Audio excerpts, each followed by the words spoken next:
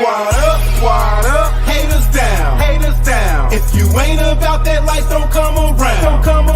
Got the crowd, gone wild. Tell me what you know about that Mem style.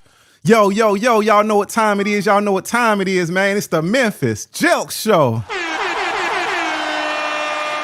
How y'all doing out there, man? It's good to be back, man. Last week, man, the numbers was through the roof, man. I hope we get the numbers back up through the roof the same way.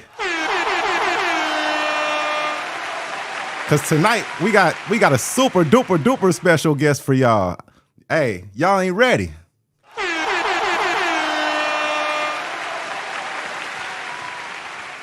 Yo, man, I gotta go ahead and bring my homie in, man, because I gotta chop it up with him about something. Hold on 1 second. Drums, please. Oh! What up? Oh, it's in the building. We back, baby. We back, man, once again, bro. Everybody out there, man, if y'all checking out the show, man, make sure y'all like, comment, and subscribe. You know what I'm saying, man? Get these numbers up, man, because, hey, we support y'all just like y'all support us, man. So, you know what I'm saying? The bigger that this show get, the bigger platform we'll have to bring y'all on and tell y'all's story. You might be a guest on the Memphis Jelks show. Ain't it, man? Ain't it? Speaking of that, man, tonight we got a For Your Page winner, man. Hey, these boys is off the chain, man. 731 Kings. Y'all be on the lookout for their new video, man. It's called Pimp-ish.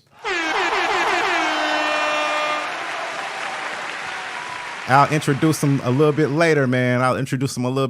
So, man, have you been seeing what's been going on this week, bro? It's been crazy. Dude. Yo, for one thing, did they give Tory how many years? 10, man. 10 years. What? 10. Gave me that 10 piece, man. 10 years? Tory Lanez? No years. way. Oh. Man, that can't be possible, bro. Come on, man. That's Tory, a superstar. Hey, listen, don't do the crime, you can't do the time. You know what I'm saying? That's the whole thing.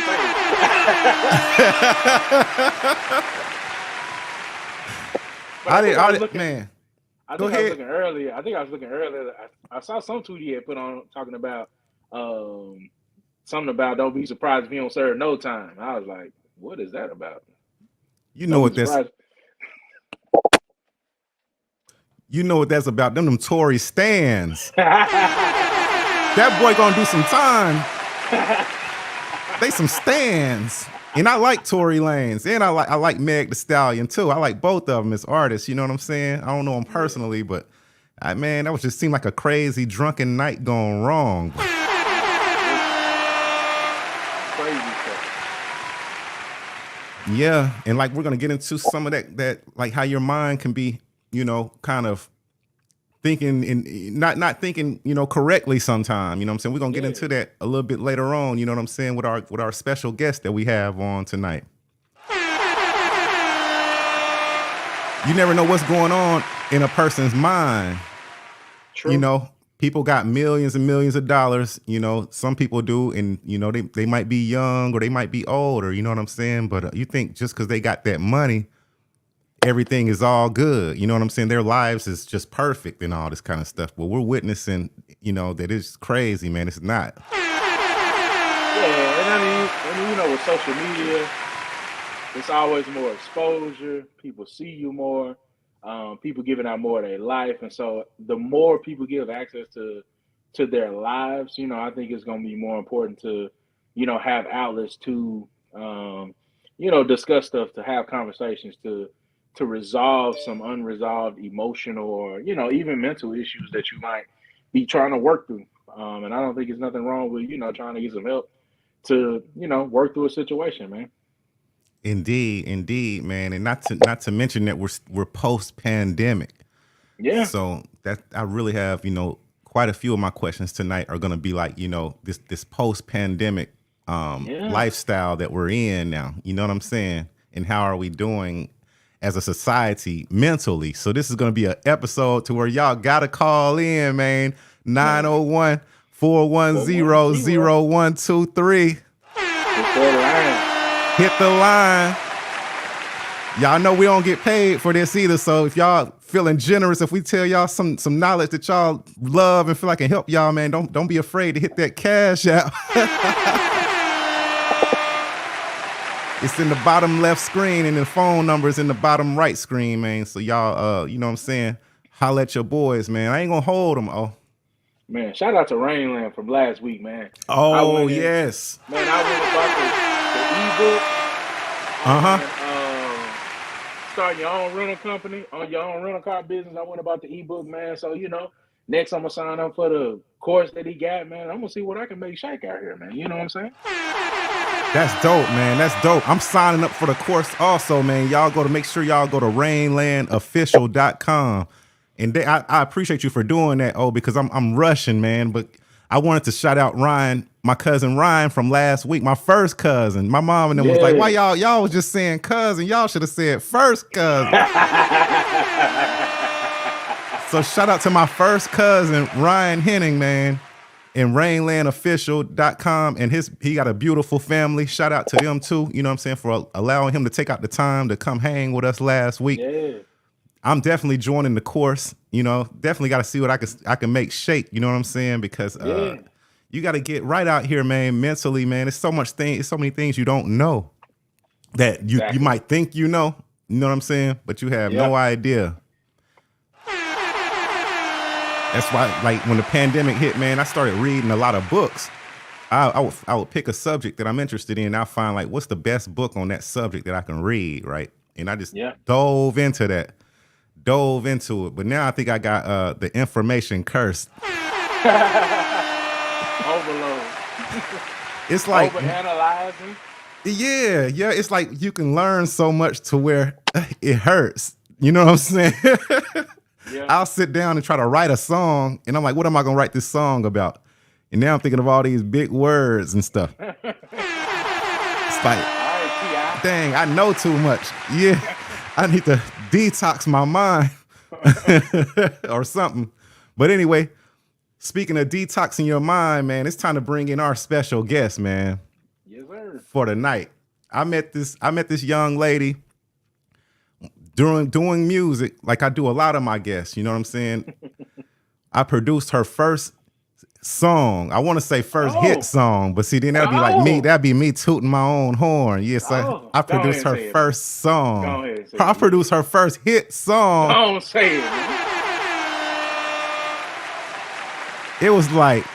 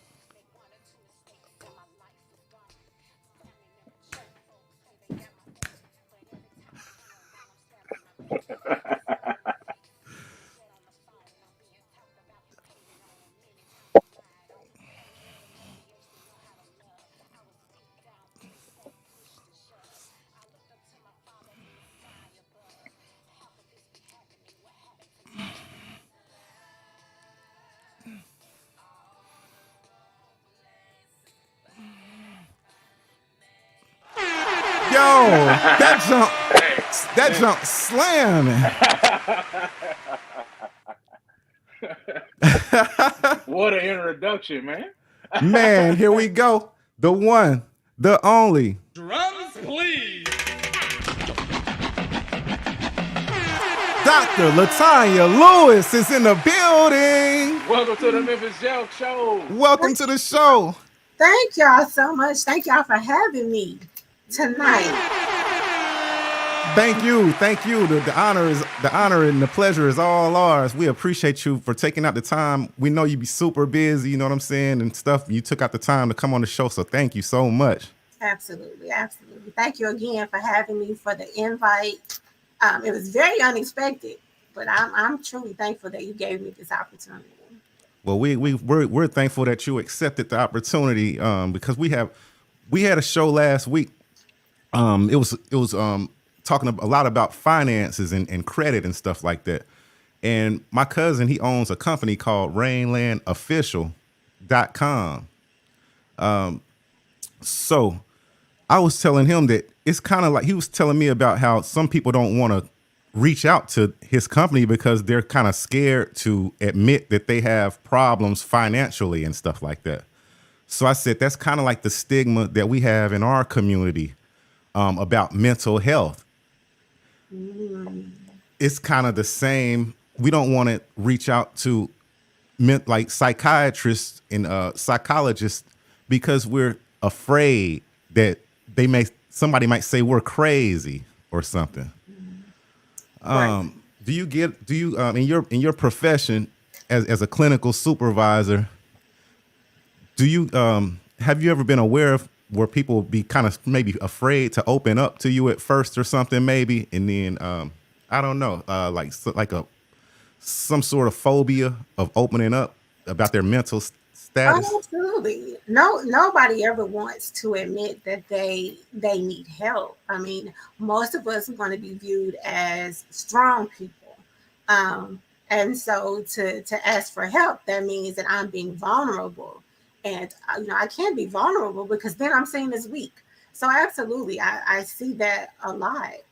I've myself have been that way sometimes, wanting to be viewed as the independent woman. But there came a time where I had to realize that, hey, all of us need help at one point in time.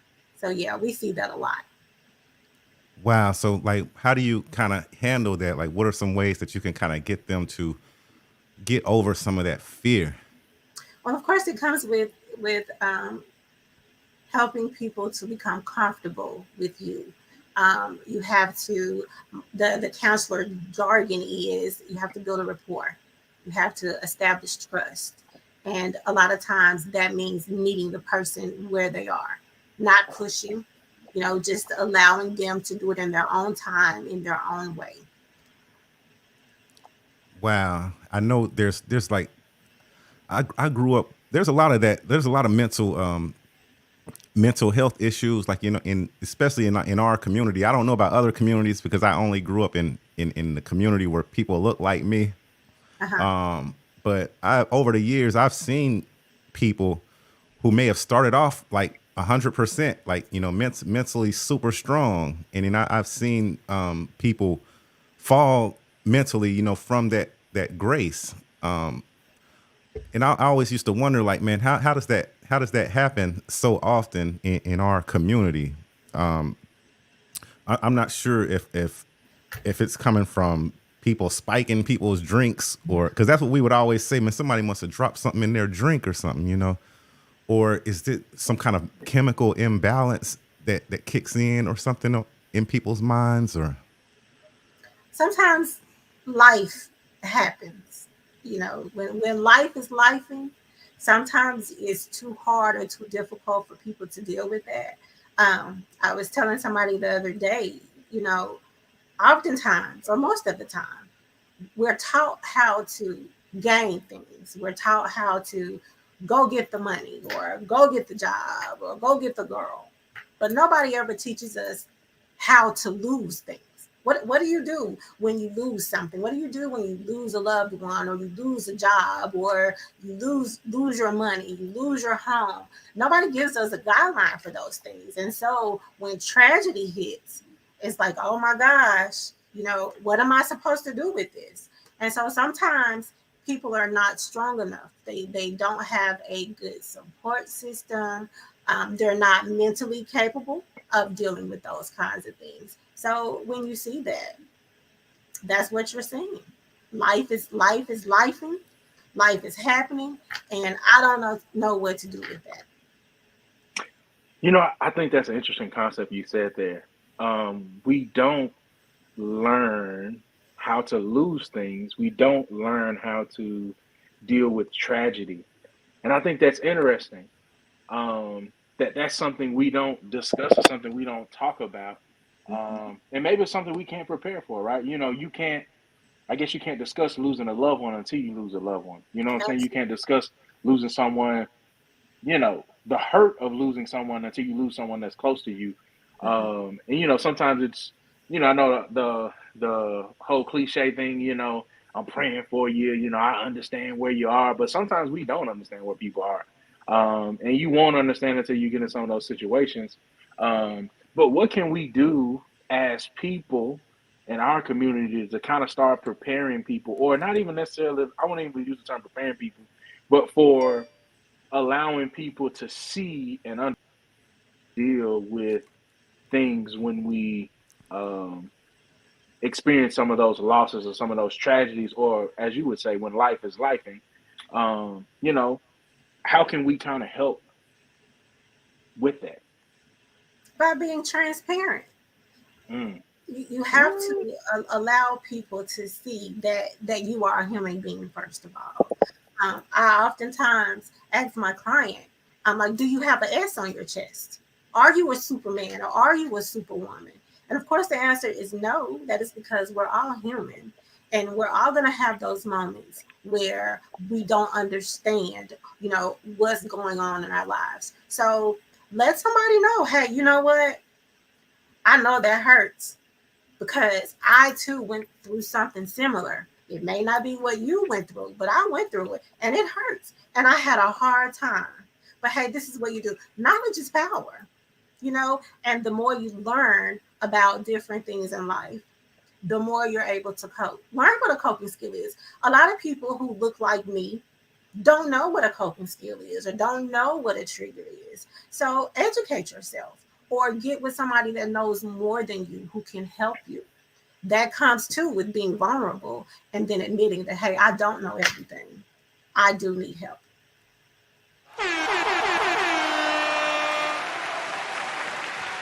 So I was watching a video earlier on YouTube because I'm studying I'm studying mental health and all of this because I'm like we're gonna have Dr. Lewis on the show tonight. You know what I'm saying? I'm gonna have to be at least do some kind of research. You know what I'm saying? But I found out that like over 20%, like the suicide rate went up like over 20% in after the pandemic versus before the pandemic.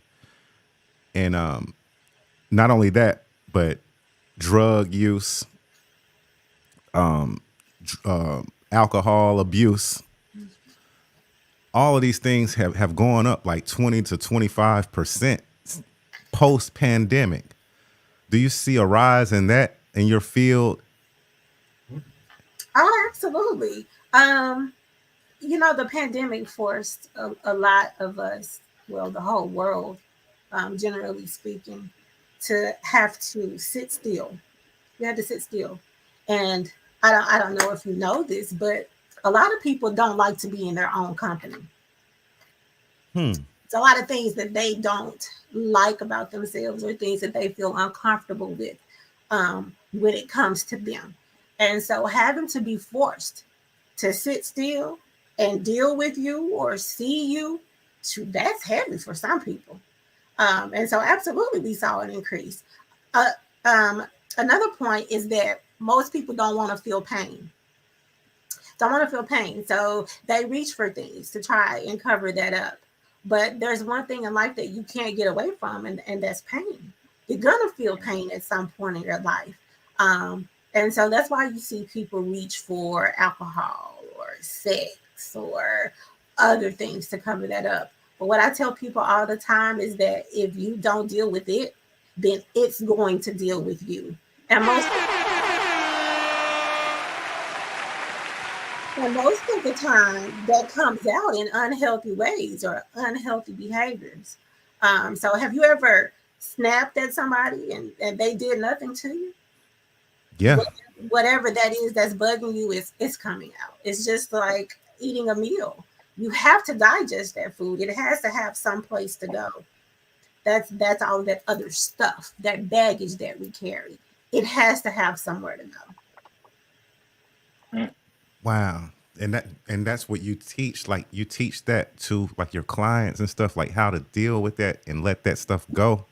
Absolutely. That's amazing. So for someone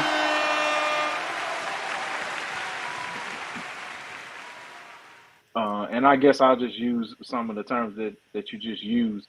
Some people, it seems like some people can turn to some negative coping mechanisms, but can you share some positive or, some worthwhile coping mechanisms that can help people for somebody who might be, might not be comfortable right now coming to see a psychologist or a psychiatrist? Can you share some positive coping mechanisms that they might be able to utilize? Absolutely. There are several things. Like, what is something that you like to do? Uh, Going for a walk. Simple things. Going for a walk. Taking a hot bath. Talking to a friend. Journaling. Journaling is a good way to express your feelings. It's a good way to get it out. Because if it festers, then it's going to turn into something unhealthy. So, absolutely, reading a book. Something as simple as some people express themselves through music. So, listening to some of your favorite songs, aromatherapy. I love candles, burning candles. Um, I would say eating your favorite food, but sometimes you can overeat too. So, but just simple Mm. things. It doesn't have to be anything extravagant. It could be something simple, but being sure that you are adhering to your own mental health, your own needs, and sometimes saying no to setting boundaries. That's very important. That's a really good coping mechanism because sometimes people can expect a lot from you. Of course, praying and meditation. I could go on and on. So we talked about this a little bit last week, and I don't know if we talked about it online or not. I can't remember, Jelks. I don't know if we talked about it online, but setting boundaries. How do people set boundaries, especially for those who are their loved ones, um, or those who are their family members or people that's close to them? How do people get to a point that they can set boundaries? Because a lot of times, I think we can experience some mental frustration from the people who are the closest to us. Sometimes even from our own parents and our siblings and our aunts and uncles. And so, how do we set boundaries with them, with people we really love that we have to interact with all the time, but yet, might be causing a mental strain on us? You know what, Mr. O, no, the word no is a complete sentence. Now, is it easy to say no or set a boundary with somebody that's close to you? Absolutely not. But if you don't, then you take the risk of losing yourself or living your life through other people. And so it just has to come to a point to where you decide that, you know what, I matter just as much as the next person, and I have to take care of me. And so I'm not going to do that today, and be okay with that. Don't feel guilty for telling people in your family or close friends that today is just not a good day for me. Turn off the phone. Don't answer the phone.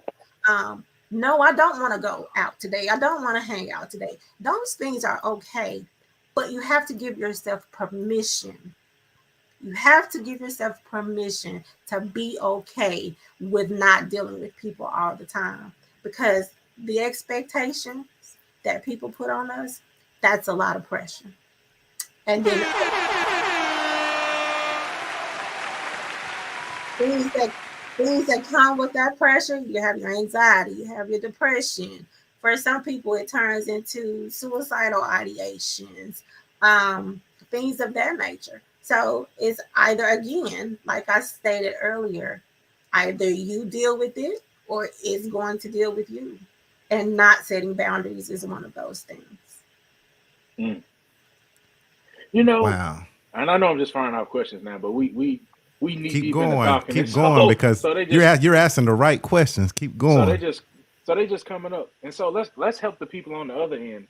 As a person who might be on the other end of no, how can we support a person who we know is having, and they tell us no? How can we help them help themselves? You can only help those who want to help themselves. You're going to have some family members and some friends that are just not going to get it. That's just the way life is. And again, you have to be okay with that. You can't, and I hate to say this, but it's just the truth. Like, You can't help everybody because not everybody wants to be helped. Some people are only comfortable in chaos. Anything outside of chaos is abnormal to them.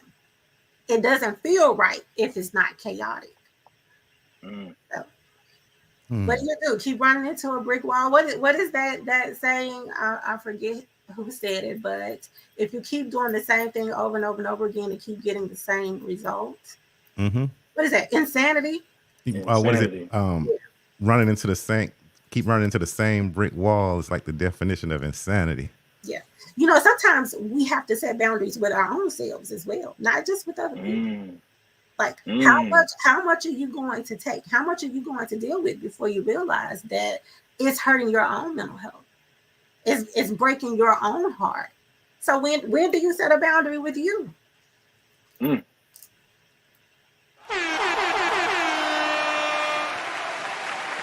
For those of y'all who are just tuning in, man, we are here with author, doctor, and awesome recording artist, Dr. Latonia Lewis.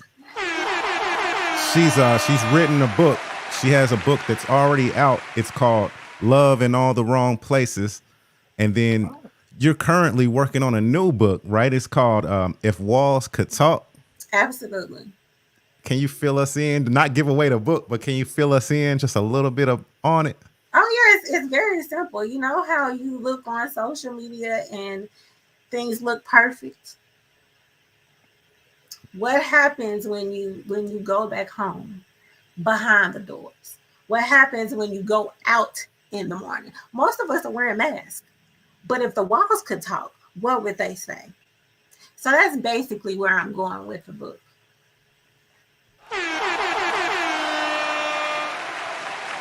Interesting. That's a topic. Go ahead. Oh, well, I was about to say. So, what made you want to write that book specifically? The first one or this next one? Let's both, if you don't mind. Okay. No, I don't mind. The first book, Love in All the Wrong Places, that book came along at a time when I was literally searching for who Latonia was. I had gone through a very traumatic experience prior to the book. And those people who know me know that my 16-year-old daughter died unexpectedly in her sleep. And so I had to renew, restore, replenish. I had to do all of that. I had to basically learn how to live again. And so Love in All the Wrong Places was based on broken relationships, the death of my daughter, and how Latonia came to be.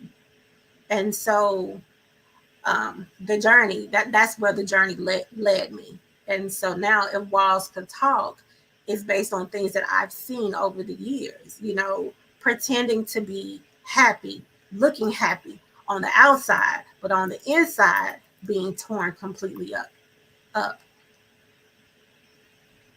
So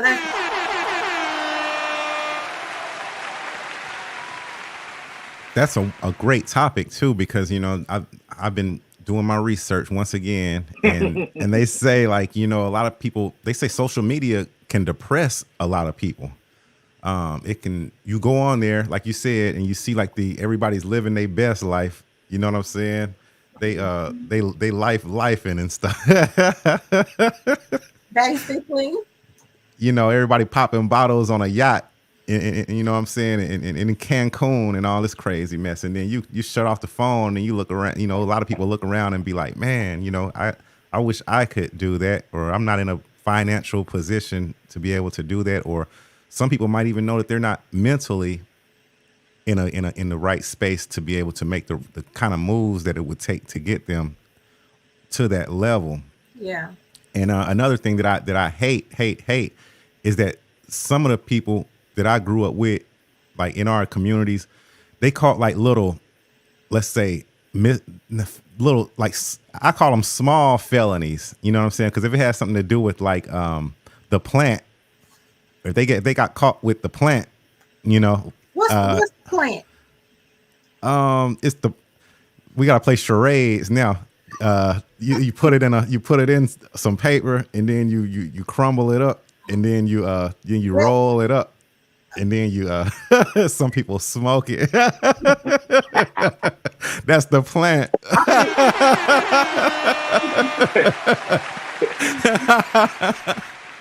But no, but yeah, I got people who caught little charges for having the plant when we were young, 18, 19.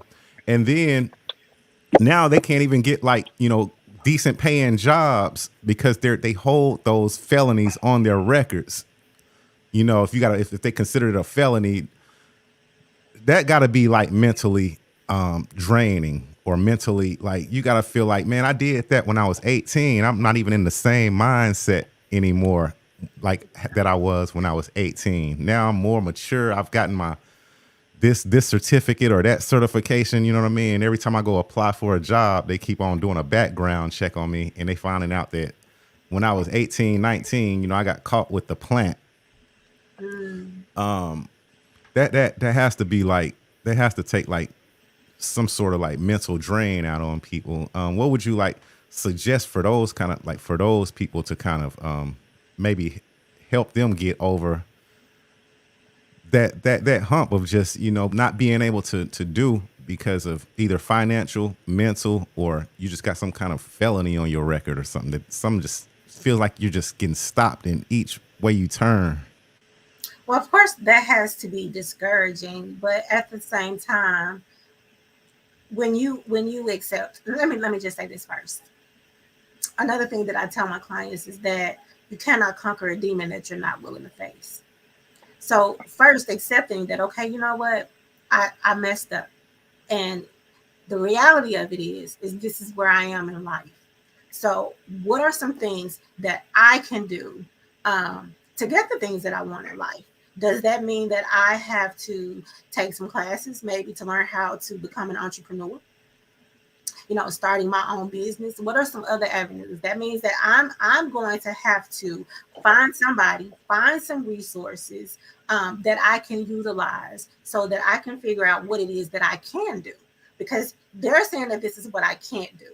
So I understand that there were some things that I did that put me in this place, but it can't keep me in this place. So I have to just find that inner king or inner queen in me and make it do what it do. Keep going. I didn't mean to interrupt. Oh, no, I was done.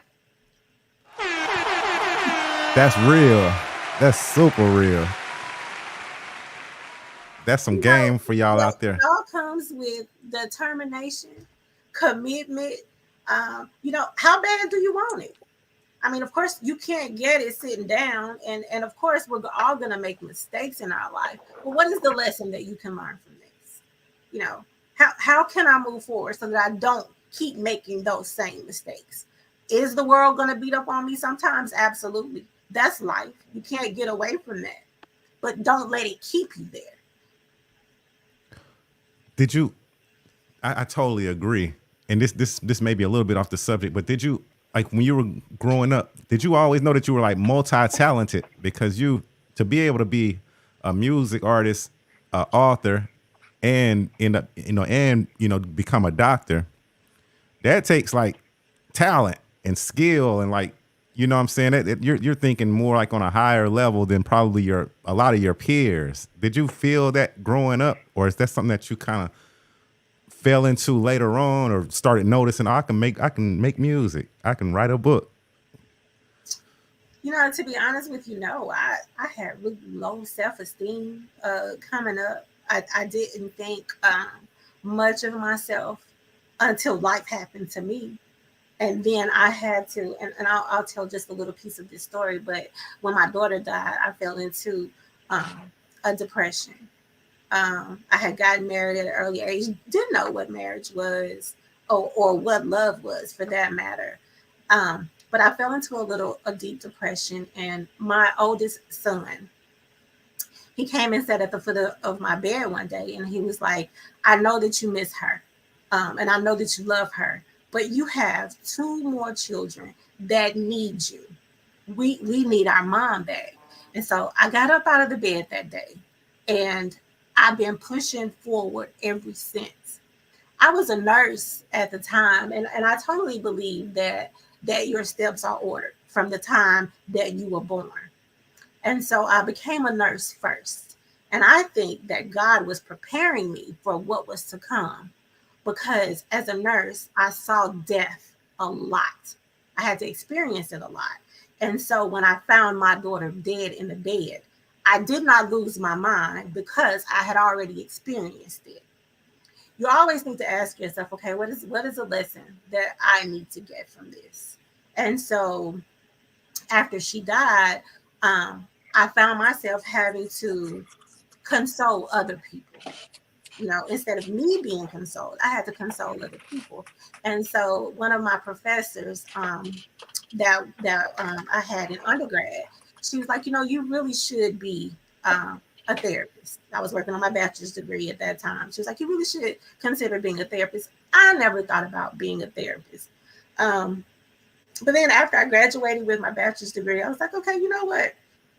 I'm gonna see if I can do it. I did a lot of things just to see if I could do it. And writing the song and then coming to record with you was one of those things. I just wanted to see if I could do it. I challenged myself a lot. And so that's what I would encourage other people to do. Challenge yourself. Growth comes in uncomfortable places. You can't be successful unless you're uncomfortable, because you're going to have to do some things that you're not used to doing. And so I just challenged myself to do different things a lot. I knew that I was different, and I knew that there was something that I was supposed to be doing. And that's what led me to where I am right now. And I know that all of us are God-fearing on this line. You know what I'm saying? We all grew up, you know, in the church and stuff like that. So we got to always put God first. You know what I'm saying? So how much of a role, you know what I'm saying, do you think that God and your spirituality play in your success? Well, you know, first of all, I'm a PK kid. You know that. And what they say is, Shout out to Pastor Pete. hey.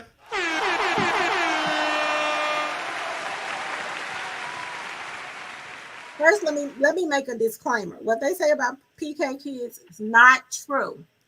They're not the worst kids, okay? I don't know now. I don't know. I knew some. No, not true. But that played a major part in my life, which is one of the reasons why I have my doctorate degree in clinical pastoral counseling, because I do realize that a lot of people depend on their faith to get them through. And so I wanted to have the best of both worlds. I wanted to have I wanted to be able to work in the secular world as well as in the spiritual world, so that I could help people on both of those perspectives. Nice. Well, you're doing a good job of it. We're proud of you over here. We're rooting for the new book. I'm waiting on you to do a video to the song that we did, "The Love in All the Wrong Places." I was listening to that earlier, and I was like, we never shot a video of that. We should have shot a video to that. You know, you have my head so big, thinking I sounded like Trina. I'm like, he needs to stop. You killed it. I don't know if people know this or not, but he got my song played on the radio. I thought that was like so dope. I was so geeked. I thought I was famous for a little while. You famous to us from the Rip Town to the M Town, you know what I'm saying? To the world now, because we worldwide right now. And we thank and appreciate you for being on. Shoot, man. It's like, I got so many questions. We got so many questions, man. It's just, all right, let's talk. Man. So you already answered the last question that I was going to ask you, like, why you chose psychology as your major. So how was that journey? Like, there's some hard tests and stuff like that you have to take. Like that's not an easy feat. So how did you manage? And then I know it took you like, you know, you didn't just do it like overnight. It took you some time. How was that journey? I cried a lot. I had to eat a lot of noodles. It took a lot of sacrifice. I worked a third shift as a nurse while I was in grad school. Um, so I had to do a lot of sacrificing to put myself through school. Um, I was having to drive to Nashville like every third weekend, Friday, Saturday, Sunday, getting off work Friday morning, then driving to Nashville, and then, be prepared for class, writing 20-page papers, 25-page papers, internship, plus working full time, paying all my bills. Because I was single at the time, so I was doing it all on my own. But no, it wasn't easy. And you've heard this saying, anything worth having is worth working for and fighting for. Right. I had to do just that, because I was determined. That first, I did it for personal reasons. I wanted to know if that was something that I could do. Like I stated earlier, I challenged myself a lot, and so I did it to see if I could do it. And then another reason was because I wanted to show those that were coming behind me that it could be done. Specifically, my children and my grandchildren. I wanted to leave a legacy, and I knew that I was going to have to do something spectacular in order to do that, because nobody in my family on either side has a doctorate degree. Nobody has written a book, and so those I did some of the first in my family on both sides. And so, what do they say? That's history in the making. I wanted them to see that it matters not where you come from. You can do anything that you put your mind to if you're dedicated and committed to it. I made a post the other day on Facebook, and I talked about how some people feel like you have to move to a big city in order to be successful, but that's not true. You can move to a big city and still not have changed anything about yourself, your behaviors, your discipline, nothing. And nothing will happen because nothing has changed. You can be right where you are and achieve whatever it is that you want to, as long as the behavior lines up with the plan.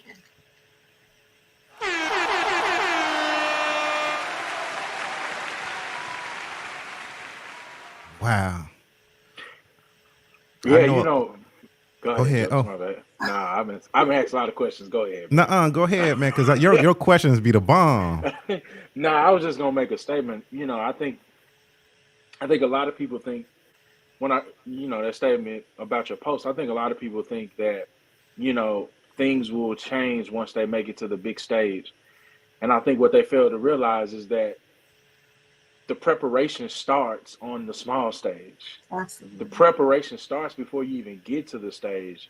And I think a lot of people overlook that. And so they think sometimes they can just jump out there and get on that big stage and that things are just going to happen.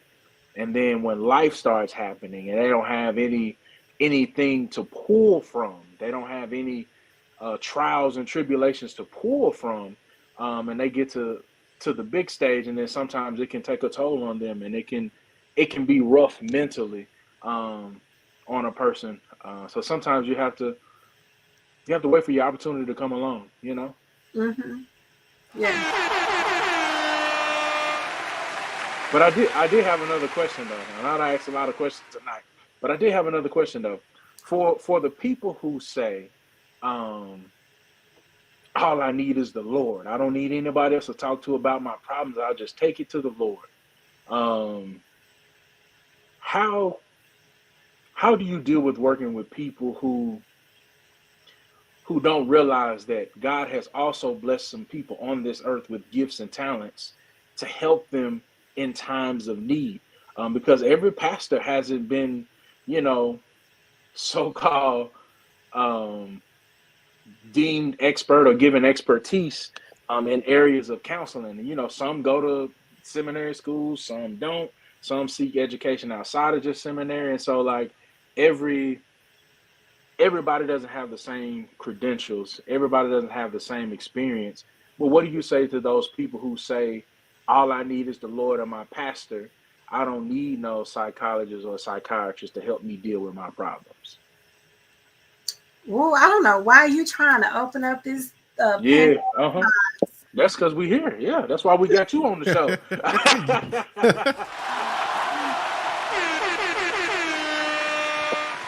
Um, we hear this a lot, Hmm. basically. You know, it's just like going to the doctor for a physical health condition. You trust that this man who has gotten the credentials to be a medical doctor can, let me say it like this. It's an amazing thing when a person can open you up, fix what's wrong, and then put you back together. An amazing thing. It's the same thing for a person who deals with the mind. You can tell somebody what's wrong with you when they can figure out how to help you walk through that. But listen, you said it yourself. He blesses each one of us with a different talent, right? I'm a firm believer that he works through people, places, and things to get us to where we need to be. That's the word. You know that. You believe that this pastor is going to teach you what you need to know to get to the kingdom. So what's wrong with going to see a psychiatrist or a therapist who can help you figure things out, who can help guide you into the way that you need to go so that you can be better mentally and emotionally. There's nothing wrong with that. Faith without works is dead, right? Let's, You let's go to talk a about it. that's all I'm saying. It is the same thing. He blesses each of us. And I do believe that it quotes counselors in that particular scripture that you're talking about. Mm, He works through mm. all of us. We're his hands and his legs and his eyes. You know, that's why we're here. See, y'all putting me up on game. Now I didn't know that he spoke on counselors in that script.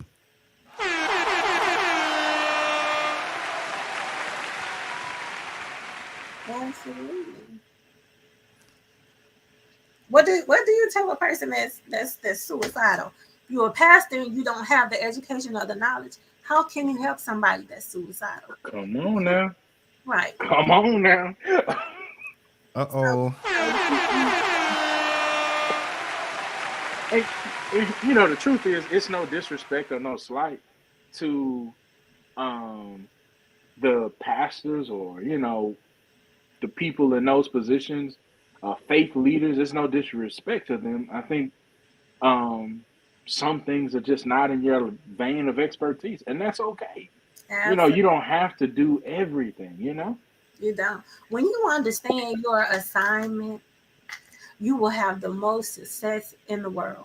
I can't do what Memphis Jelks do because that's not my assignment. I can't do what you do because that's not my assignment. It's not going to be effective. So let me work within what it is that I'm supposed to do, and you work within what you're supposed to do, and watch how it turns out.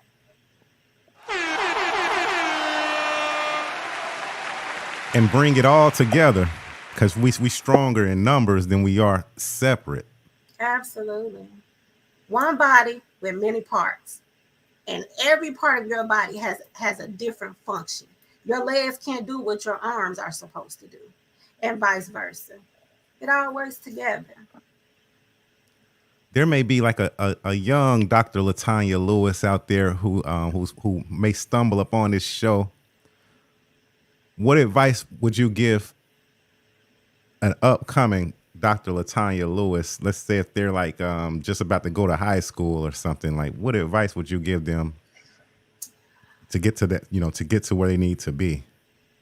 To thine own self be true.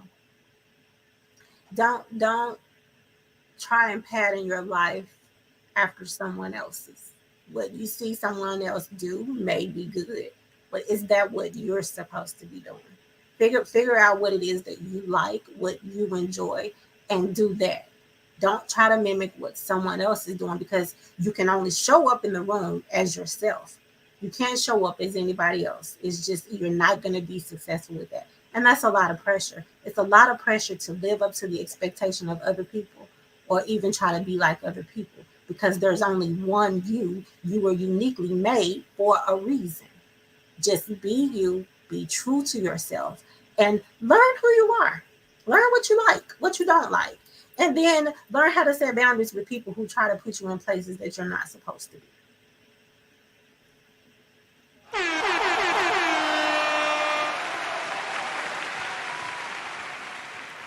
We definitely going to get you to come back on the show and do a part two, because you got a lot of gems that you're dropping that you're teaching me stuff, and I know the viewers are learning also. And viewers, if y'all out there, man, them phone lines are open too. 901-410-0123. Y'all call in and holler at us. You know what I'm saying? We'd like to hear from y'all, man. We got Dr. Latonia Lewis on the show. You know what I'm saying? Clinical supervisor. You know what I'm saying? Mental health specialist. You know, we got engineer of the year.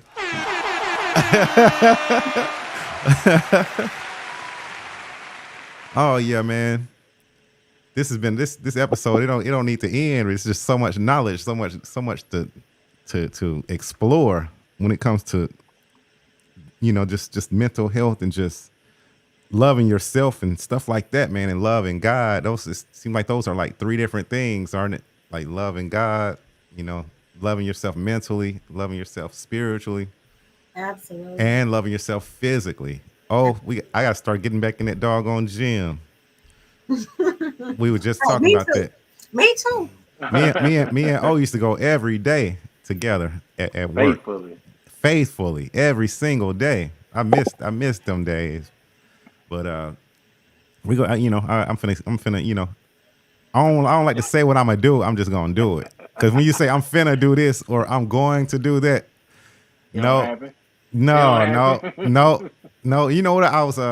I was checking out something earlier, and they were like, if you're gonna work out or something, go ahead and lay out your clothes at night, so that when you get up in the morning, if you're going in the morning, all you gotta do is throw your clothes on and all that good stuff. But anyway, we got a caller calling in, y'all. Okay. You got it plugged in? Yep. All right. Yo, what's up? You on the Memphis Jelks show with Dr. Latonia Lewis. Who is this?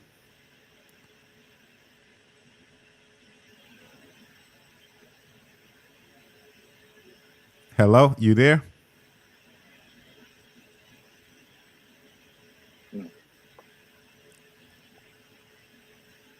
Let's see, make sure we're plugged in. It's on. Oh, I need to disconnect these freaking.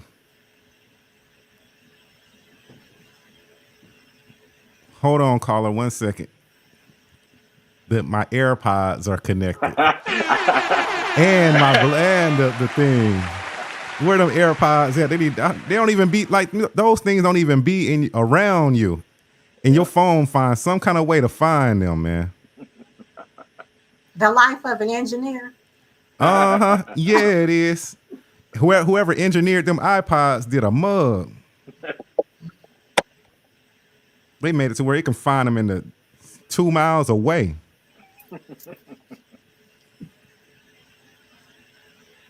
It's still connecting them. Where are they? So while he working on getting that, I do have, you know, as we kind of come to the end of the show here, I do have a quick question.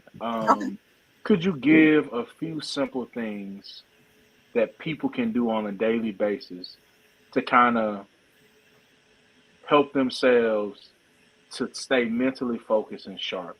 You know, just to kind of help themselves prepare to have a great day every day. And even to be prepared to deal with, you know, some stumbling blocks that they might have along the way. Just some simple things that people can do. Okay. One of the things that I really enjoy, and I share this with a lot of people, and it basically covers everything. Have you ever heard of the Serenity Prayer? I have heard of it. It says, God, grant me the serenity to accept the things that I cannot change, the courage to change the things that I can, and the wisdom to know the difference. The only person's actions that you can control are your own. And so let me just focus on what I can control. And those things that I can't control, I need to learn how to let those things go. But positive affirmations daily. I tell people, post little sticky notes like on the refrigerator, on the front door, on your purse, on your mirror, in the bathroom, and then read those every day. Read a good book. Listen to something positive or something soothing. I like classical music. So those are just some things. That, a cup of coffee or a cup of tea sitting on the porch. Like those are little simple things that you do to just care for you. Like I said, just sit in nature. Those types of things. And then don't allow anyone to call you the first thing in the morning with some junk. That's right.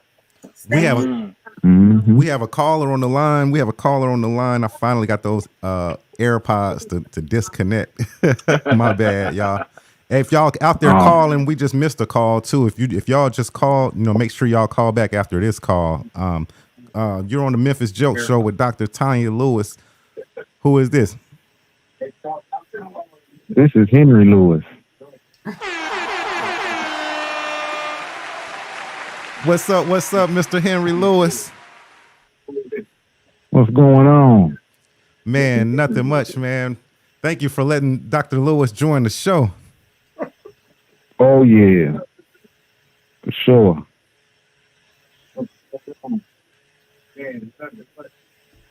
Do you have a question? Oh, yeah, I got a question for you. What's your question? I was wondering, how can I deal with my emotions in life, like when life gets hard on me? Do you just check in with your wife? I got to check in with her. That's what I'm supposed to do. Right, she got you covered.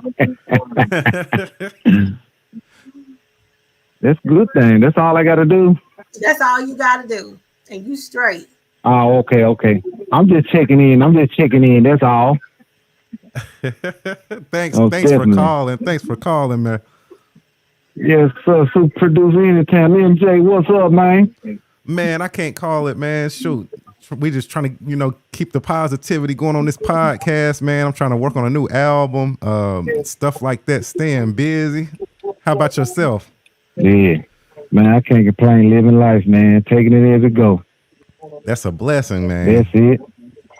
That's a blessing. But they say any day above the ground is a blessing. It is, man. I just want to check in with y'all, man. Y'all doing an excellent job, man. Keep up the good work. You dropping them bombs, dropping them jewels today. We picking up this knowledge. Thank you, sir, man. We appreciate that. It shows some gems being dropped today. Thank you for calling and showing love too, bro. Most definitely, man. Y'all have a blessed day, blessed evening. Yes, sir. You too. Do the same. Appreciate you. All right, no problem. Later. We got another call. Yo, you on the Memphis Jelks show with Dr. Latonia Lewis. Who is this?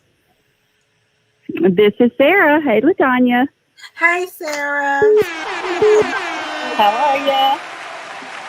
I'm good. How are you doing? Good. So I've got a question. Are you there? Yeah, I'm here. Can you hear me? Yeah, I can hear you. Okay, good deal. So we talked a lot about clients and individuals and how self-care is important and how we need to set boundaries for ourselves. So there's a flip side to that, and that's our clinicians that you supervise. So what would you say to them to help them get through things that they encounter? We know that burnout, vicarious trauma, compassion fatigue are all real things. So what would you say to clinicians coming into the field and current clinicians that you supervise on how to deal with those things? Basically the same way as I deal with a client. Being self-aware, understanding when you've had enough, when it's too much, and when you need to step away from it. Let's talk about it. And I do that in all of my supervisions. Before we get down to business, we talk about self-care. Tell me some things that you're doing to take care of you. And if you're not, then I need to know why you're not. because dealing with mental health issues is very heavy, can get very heavy, and if you're not careful, you'll find yourself going down to a dark place, going to a dark place. So the very same things that I tell my clients, we have to take care of us in order to. You can't pour from an empty cup, right? So you have to be certain that you're doing the things to take care of you. So self-awareness first and foremost. For sure. Perfect answer. Good job, sister. Y'all, that's my boss on the phone. Oh, thank you for calling in. Thank you. I'm Thank so you for proud calling of you. in. Sorry. Good night, y'all. Good night. Good night.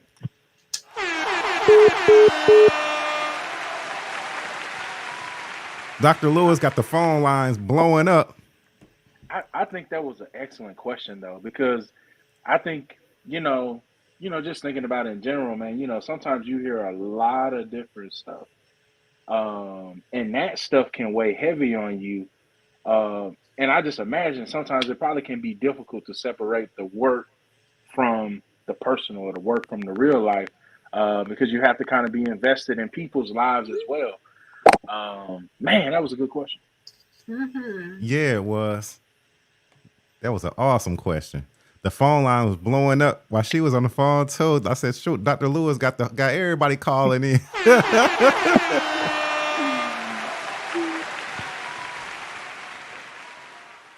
So let me ask you this though, while the other people We got another call. in. Oh, one second. Oh, we had another call. My bad. Oh, They ain't gonna let me ask my question now. yeah, they're blowing it up. Write it down so you don't forget. How's it going? How's it going? You on the Memphis Jelks show with Dr. Latonia Lewis. Who it is? Yo, what up, man? It's Yogi Animal, man. What up, Yogi Animal, man? You got to turn it down in the background. You got to turn the show down in the background. Yeah, I got it on mute. I put just for your Gotti on mute, my nigga. That's what's up. How's it going? It's going all right, man. Just in the shout out, man. Just holler at y'all for a second. I'm watching the show. You know what I'm saying? Checking out the podcast, so everything seems like it's going good. Love on that, man. It is going well, man. We're dropping some knowledge and some gems. We're just hoping that the viewers can pick them up, man, and use them in their lives. You know what I'm saying? Trying to inspire. Yeah, I understand that fully, my nigga. Love on that. I like your music too, man. I buy every CD you come out with, man. It's just banging, man. I was wondering if you was picking up any artists.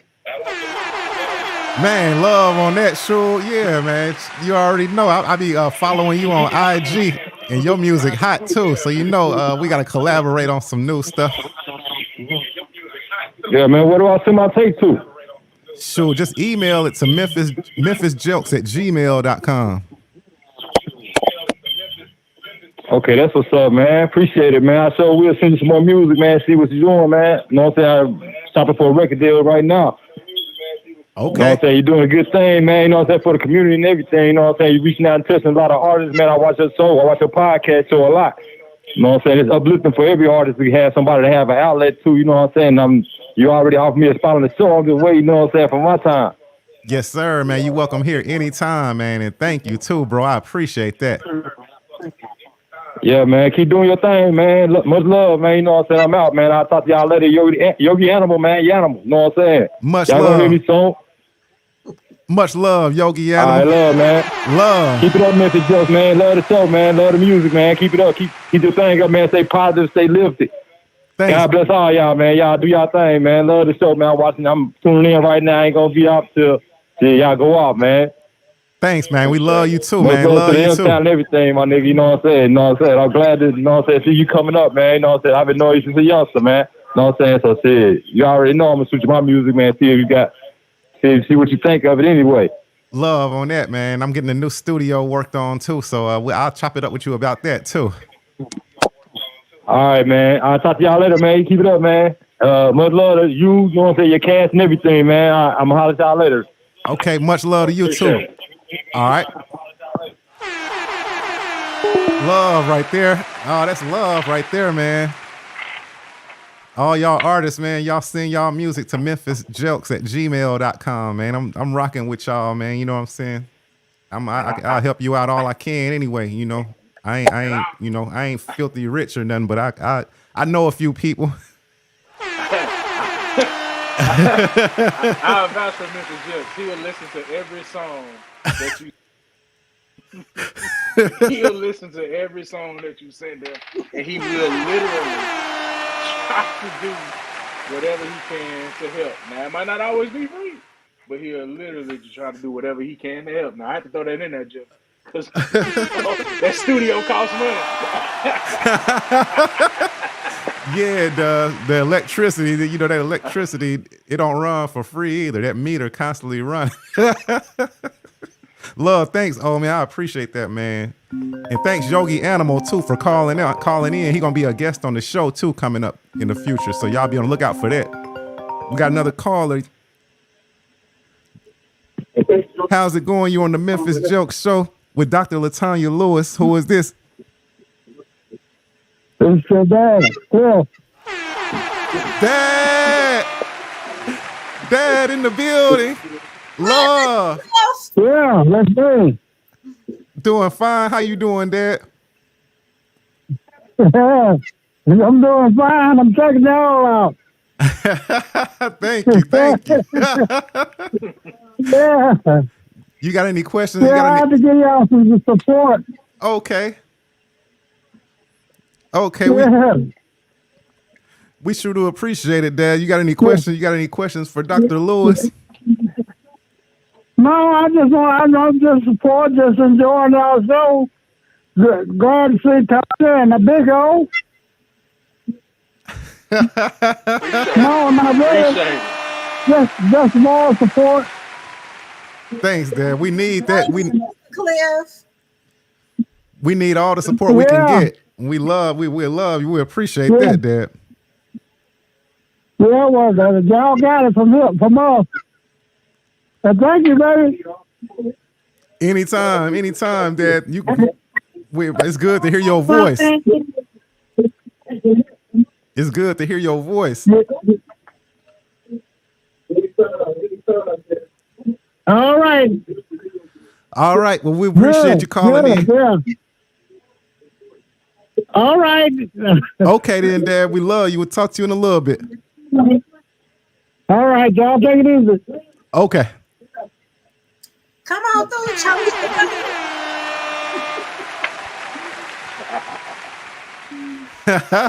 Dad called in. That's a first right there. That's a blessing right there.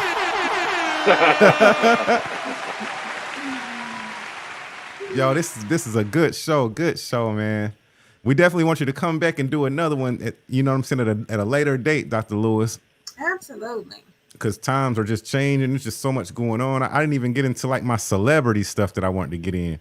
I guess I can ask you one thing before we go. Like this whole Tory Lanez and Megan Thee Stallion thing. You know, like I don't know if you keep. I know you may not even keep up with that kind of stuff, but you know he just got 10 years because they were partying at the Kardashians' house and all this, and then they left there and something happened. He shot the gun. Like at the ground or something. I think he was trying to tell Megan Thee Stallion to dance and all this crazy mess. But now, you know, he's blank. And then like one of the fragments like ended up hitting her in the foot. So she tried to protect him. She told the police that she stepped on some glass. But when they got to the doctor, the emergency room, they did the surgery on her foot and they found bullet fragments in her foot. Not only that, Tory Lanez goes on a social media rampage, you know, just trying to clear his name, saying that she lying, he didn't shoot her and all this. This before she even get a chance to even say anything. So I guess she got with her people and they were like, well, since he's going to lie about it and stuff, let's go ahead and tell the truth. You know, that fool did shoot me. You know what I'm saying? And then probably the state might have picked it up too when they found them bullet fragments in her foot. It might have turned into a state case then because all of this happened in like LA. In LA, gun laws are ridiculous. Then the gun that he had, it wasn't in his name. It was an unregistered gun. So you know what I'm saying? It might as well be a stolen gun. But anyway, I just want to know, like, where do you think they were? Where do you think he was mentally that night And then probably where was she mentally whenever because she tried to take up for him, but then they had, what is that in a person to where they know somebody did something to them, but then they'll still try to cover for that person. And then I guess mentally he was probably, he's blaming it on the alcohol, But anyway, what are your thoughts? I think to a certain extent we all do that. I mean, we all try to protect the people that we love. But I think that sometimes people have a hard time managing their emotions. And so they tend to act without thinking. We call those impulses. Sometimes we act impulsively and then we don't think about the consequence until after the act has already been committed. So I think that sometimes you can love a person too much that you enable them to continue with bad behavior. I heard a story not too long ago. I was at church, and the guy that was preaching, he said that his grandmother, when she passed away, that was one of the best things that ever happened to him.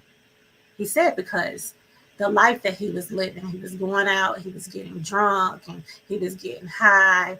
And when he would get home, she would cater to him, bring him breakfast in bed, washing his face, cleaning up, throw up, and all types of things. He said, but it wasn't until after she died that he had to become a man and grow up.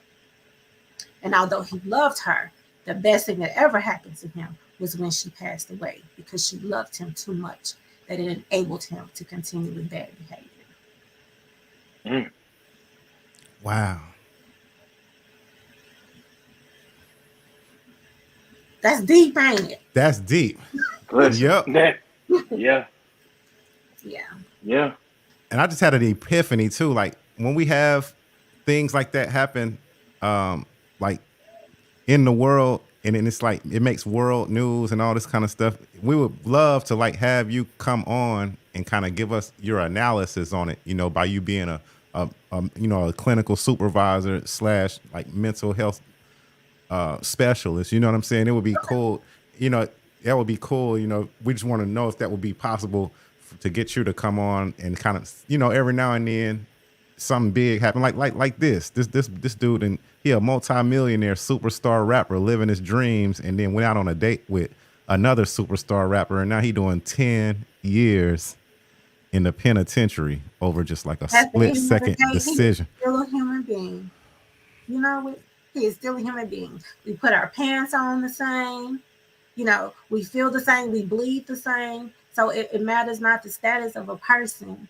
Mm-hmm. Your mental health has a whole lot to do with how you interact in the world with your surroundings.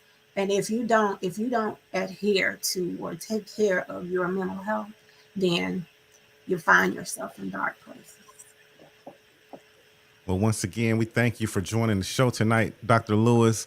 This is the time where we go around and we just kind of give our little last second spiel on tonight's show. Just we go around the room and we just kind of give maybe a shout out to whoever you want to, or if you got a last minute gem that you want to drop or something, and we take turns. So we always let the guests go first. And then after this, be on the lookout for your page, because we got Smoke Pearson featuring King Heavy Chill, official new video, Pimp-ish, coming on right after the interview. So hey, y'all get ready, man. Lauderdale 731, not Lauderdale, but everybody in the 731, get ready to stand up here in a minute, man. So we're gonna let you go first, Tanya, with your last words for this episode.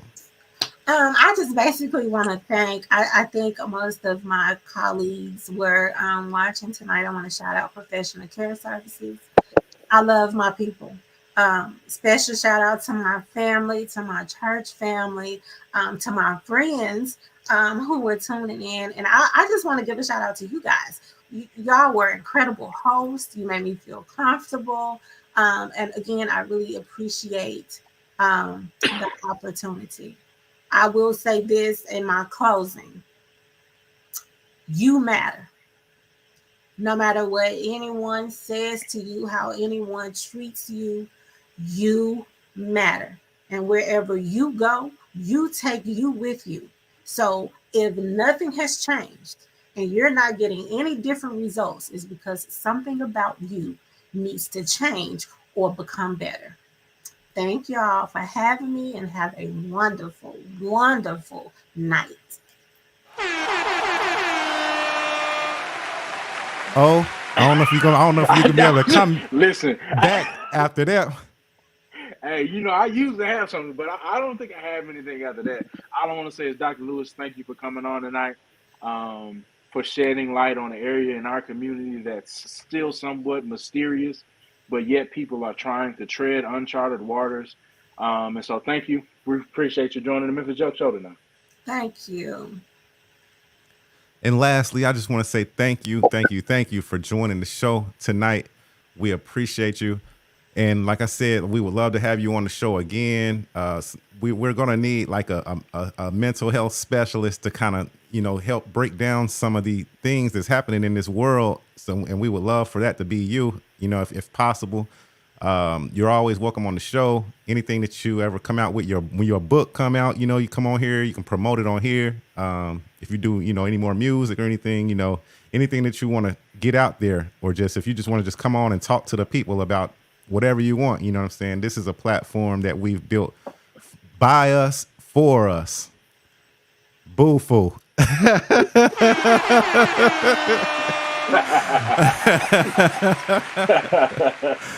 Yep. But with that being said, thank you. This has been an awesome episode. We look forward to having you back on the show, do a part 2. I'm ready.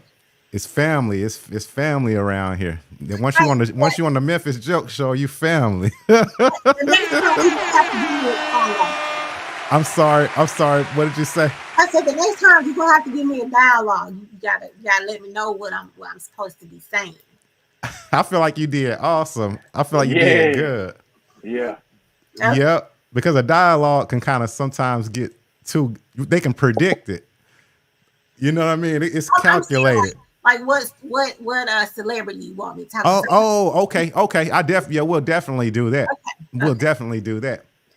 But all right then, well, it's time. We promised y'all the world premiere of Smoke Pearson featuring King Heavy Chill.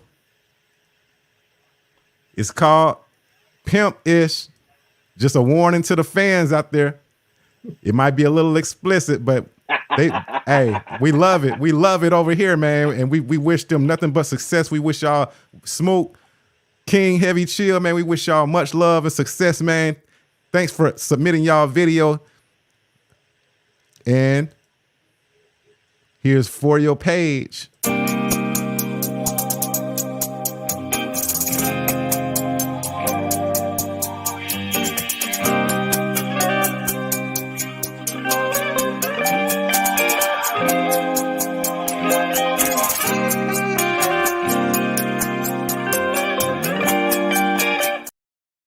I can see the hunger in the eyes and the look in the eyes saying feed me. Live life on the grind, send tears to be standing intertwined with humanity. You need me. I'm a nickname you serious. Ain't no way that you can be outlit. Drip sauce when you walk through the game when you talk. Wait a minute. What's going on, baby? Man, I lost every damn thing, man. Ah, man. Let's just start and give me some cigarettes in the beer. This ain't even enough. Make it enough.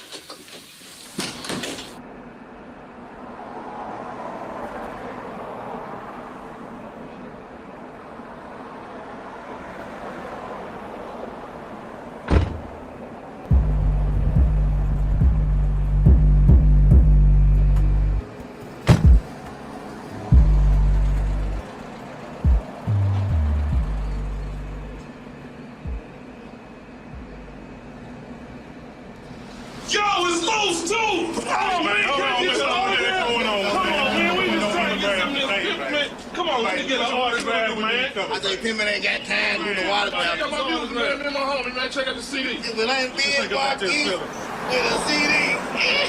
And I say no that. So you Check it out, check it out. We big pimp. You say you big Pimpin', then Pimp Pimp shit. C. What you think about that, player? The blind Pimp investors. What's happening with this CD? It's That enough? crazy to me. And I say, know that? Oh, man. Well, fuck you then. You got this.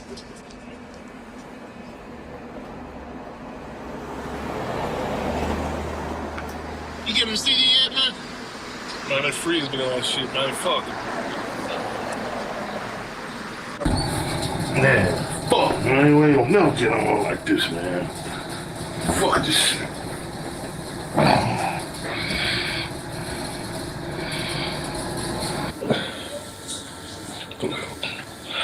Man, what the fuck you doing here? What do you mean, sir? I'm here every day. Master Chill is waiting on you downstairs, ready to head to the studio. And here's your travel money for today.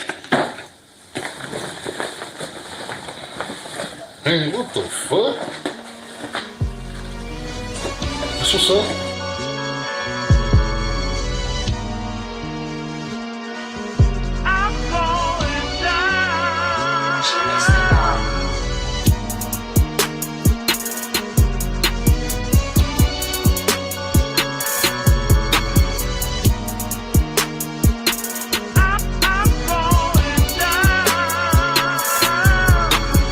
Wood grain leather seats, tinted window, plenty endo, getting smoke, ass low, looking for that perfect hoe, leaning back like a fat man, reaching in my sack, car full of smoke, now your girl catching contacts, big facts, man your girl get freaky by the minute, when I spit that game, best believe have it chill be all in, I'm just a pimp nigga from the east side, truck a deuce, wish to leave my ride, begging bitches, this gives my vibe, they used to love them, but the shit died, pimp blood all in my veins, and the love man in this game, gave me weak man, it gave me love blind, and yeah boy, gave me lane, breaking chains on the daily, all me money nigga pay me, bitch niggas can't pay me, cause the east side streets raise me, like a project baby, things just get crazy, like a nigga out there, turn around and bust one in your lady, haven't chilled the overweight nigga low, now you know, don't mean calling me up and wasting my time, and you ain't got my dough, oh, wood grain leather seat, yeah, that's a pimp shit, now you know I got your hoe, yeah, that's a pimp shit, blowing joy, counting dough, yeah, that's a pimp shit, pimp shit, yeah, that's a pimp shit, wood grain leather seat, yeah, that's a pimp shit, now you know I got your hoe, yeah, that's a pimp shit, blowing joy, counting dough, yeah, that's a pimp shit, yeah, that's a pimp shit. I can see the hunger in your eyes, and the look in your ass and feed me. Live life on the grass and chills, if you span intertwined with humanity, you need me. I'ma nickname you serious. Ain't no way that you can be outlit. Drip sauce when you walk, spit game when you talk. Confidence just a part of your outfit. Pimpin' ain't dead, they scared. When I break bread, they fed. All the actions allow me to lead, and allow yourself to be led. Pimp game cold like the Antarctic. That nigga engine broke and it can't start. Yeah, the pussy hot, but I'm cold hearted. Since you been with me, girl, we ain't party. Like Chris Brown, I take you down. Girl, you're everything, I made you wild. Bitch, I got the tools to build you up, and the wrecking ball to break you down. No speaker, let's spoken to, boo. I say hush, please don't make a sound. I take an anthill and make a mound. I take a damn steak and make a pound. Yeah, the mother hoes, they gon' hate you, cause the baby daddy wanna date you. And the boss bitch, what they rate you, cause getting money second nature. Moving like a Mack truck that can't stop. You the bottom bitch and it can't top it. Like a mixtape, baby, just drop it. We gon' let the plenty trick niggas cop it. Wood grain leather seat, yeah, that's a pimp shit. Now you know I got your hoe, yeah, that's a pimp shit. Blowing joy, counting dough, yeah, that's a pimp shit. Pimp shit, yeah, that's a pimp shit. Wood grain leather seat, yeah, that's a pimp shit. Now you know I got your hoe, yeah, that's a pimp shit. Blowing joy, counting dough, yeah, that's a pimp shit. Pimp shit,